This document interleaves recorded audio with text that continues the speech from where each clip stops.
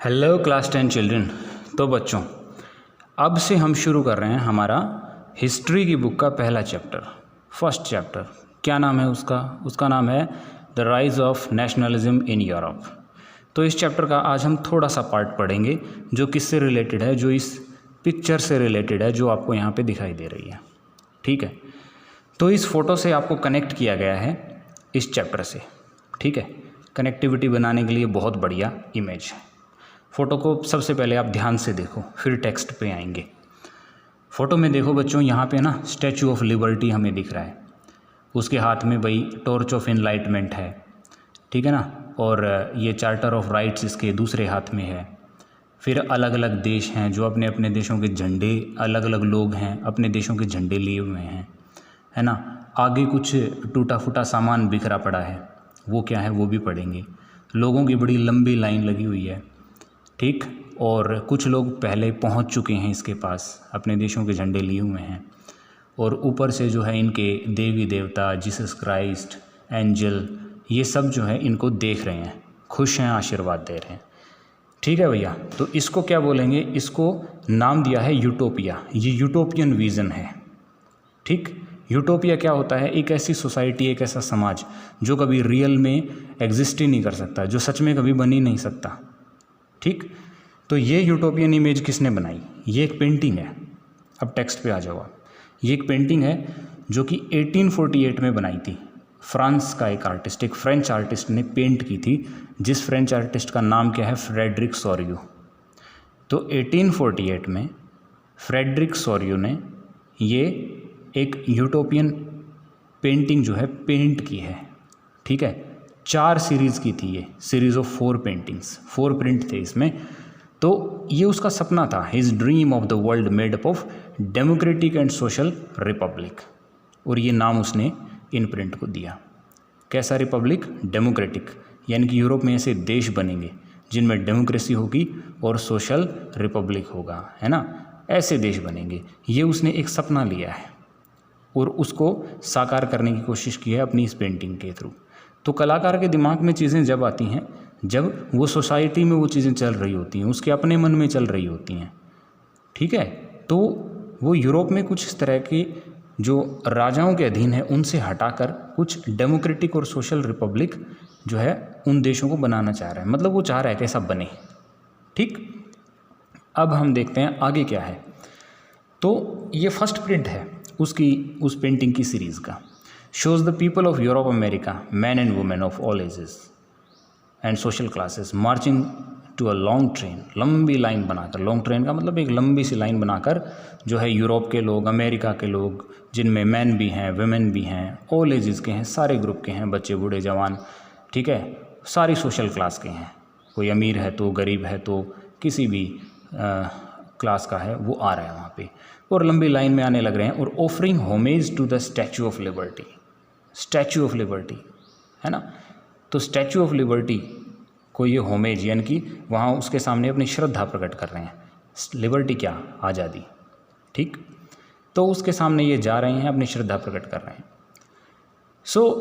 जब हमने French revolution पढ़ा था, अगर आपको याद हो, तो हमने क्या पढ़ा था कि लिबर्टी जो है ना, लिबर्टी, उसको पर्सोनिफाइड किया गया, यानी कि लिबर्टी को मानव का रूप दे दिया गया, एक औरत का रूप दे दिया गया। ठीक है, एक फीमेल फिगर उसको दिया गया। अब उसके एक हाथ में तो है torch of enlightenment. Torch of enlightenment क्या है? मतलब ज्ञानोदय की मशाल। जब लोग जाग चुके हैं, वो जान चुके हैं जो गवर्न करने का जो तरीका है इन राजाओं का, ये गलत है, हम बताएंगे गवर्निंग कैसी होती है, डेमोक्रेसी होनी चाहिए, है ना। इसीलिए तो उसने नाम दिया डेमोक्रेटिक एंड सोशल रिपब्लिक। तो टॉर्च ऑफ एनलाइटमेंट एक हाथ में है और दूसरे हाथ में है charter of rights of man and other, यानी कि लोगों के हक का चार्टर, जिसमें लोगों की राइट्स लिखे हुए हैं, यानी कि अब वो उनको राइट भी चाहिए, है कि नहीं। तो ये सारी बातें वो करने लगे हैं, ये सारी चीज़ें उनको चाहिए, इसलिए स्टैचू ऑफ लिबर्टी में ये दोनों चीज़ें इसके हाथों में दी गई हैं। आर्टिस्ट ने ये सब इमेजिन किया और बनाया। So on the earth of the foreground, आप ये इमेजेस देखिए, किस चीज़ के रिमेन्स और सिम्बल्स हैं भाई? ये सिम्बल्स हैं एब्सोल्यूट इंस्टीट्यूशंस के, यानी कि एब्सोल्यूट इंस्टीट्यूशन जो अपनी निरंकुश पावर जो है लोगों पर अप्लाई करते हैं। तो वो एब्सोल्यूट इंस्टीट्यूशंस कौन से हैं? वो हैं मोनार्की।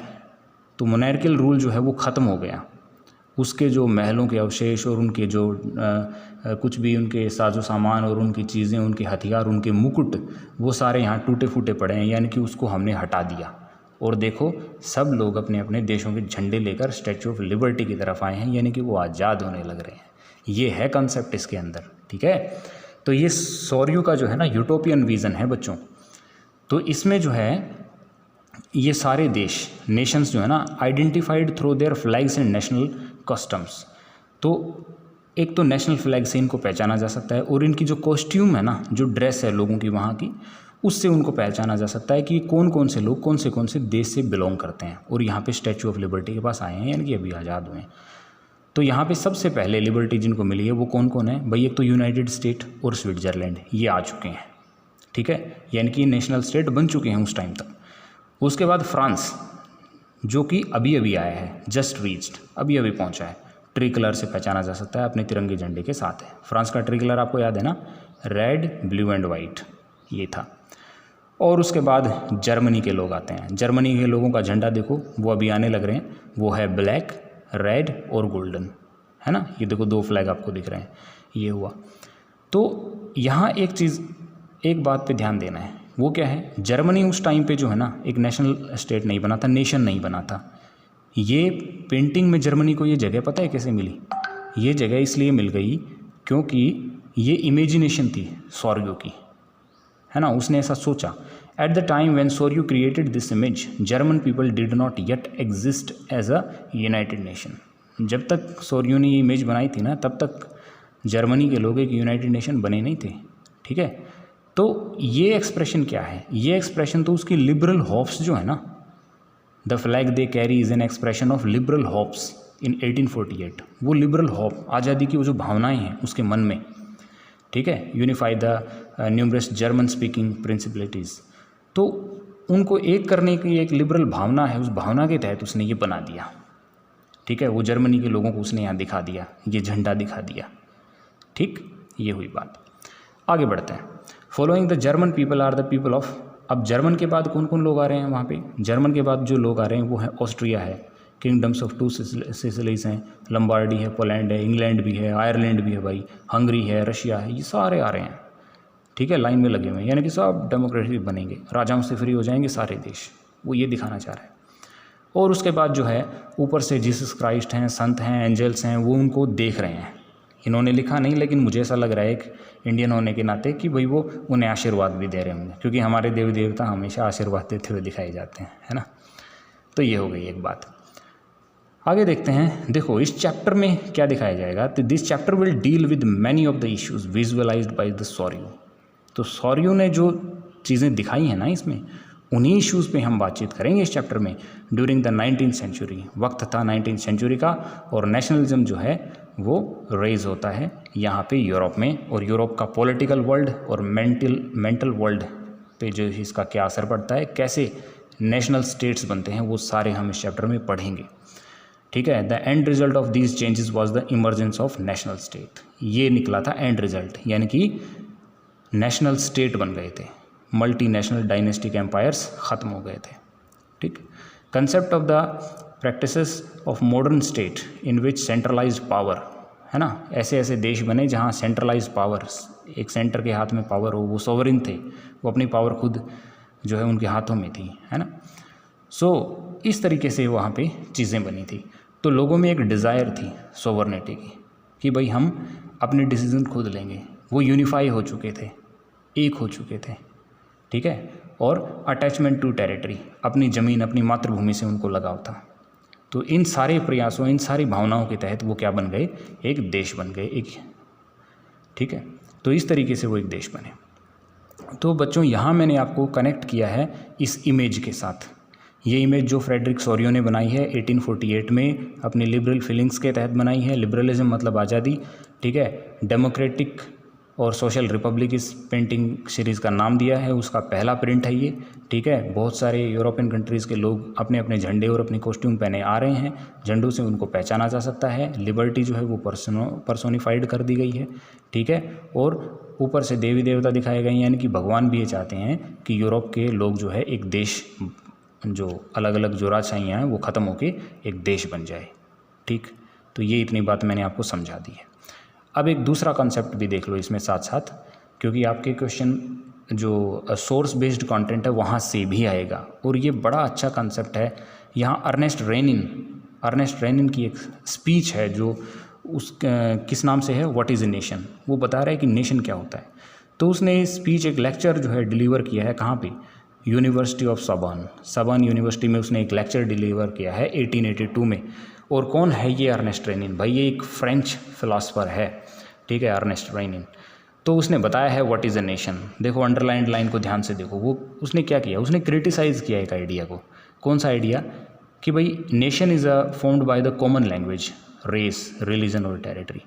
उसने इस आइडिया को क्रिटिसाइज़ किया है कि देश बनता है ना वो एक कॉमन लैंग्वेज, एक कॉमन रेस या कॉमन रिलीजन या कॉमन टेरिटरी से बनता है। नहीं, ऐसा नहीं है। एक देश किस चीज़ से बनता है? देखो, ए nation is a culmination of long past and endeavours. एक लंबा इतिहास हो, है ना, सेक्रीफाइसेस, लोगों ने सेक्रीफाइसेस किए हों, ठीक है, बलिदान दिए हों, डिवोशन हो उनका, अपनी जान की परवाह ना की हो, उस देश के लिए उन्होंने कुछ किया हो, उस ज़मीन के लिए। हीरोइक पास्ट हो, ग्रेट मैन हो, उसमें ग्लोरी हो, ठीक है, सोशल कैपिटल, वहाँ के समाज के लोग एक समझते हों खुद को on basis of national idea, और जो कि एक नेशनल आइडिया के तहत ये सारी चीज़ें हो रही हों। To have common glorious past हो। इस कंसेप्ट को है ना नेशनलिज्म इन इंडिया से अटैच करके देखो। एफर्ट देखो गांधी जी के, एफर्ट देखो जो है सुभाष चंद्र बोस जी के, सरदार वल्लभ भाई पटेल के, हमारे सारे नेशनल लीडर्स के, हमारे क्रांतिकारियों के, भगत सिंह के, सुखदेव के, इन सब के, जिन्होंने अपनी जान दी है, जिन्होंने अपना वक्त लगाया, अंग्रेज़ों की लाठियाँ झेली हैं, क्या क्या नहीं किया, तो उनसे कनेक्ट करके देखो। तो ये सारी चीज़ें हमें नेशनलिज्म इन इंडिया में भी मिलती हैं, है कि नहीं? यही चीज़ें वो कह रहा है, ठीक है, ये यूरोप के संदर्भ में कह रहा है। टू हैव तो देखो ये फार्मूला हर देश पे लागू होता है कि नहीं? So to have common glorious in the past, ठीक है, कॉमन विल इन प्रेजेंट में भी हमारी कॉमन विल हो साथ रहने की। To have performed great deeds together, हमने साथ साथ ग्रेट डीड्स किए हों, है ना, महान काम किए हों, किसके लिए? एक होने के लिए, आज़ाद होने के लिए। To wish to perform still more, और कितना भी हमें देश के लिए करना पड़ जाए हम करने के लिए तैयार हों।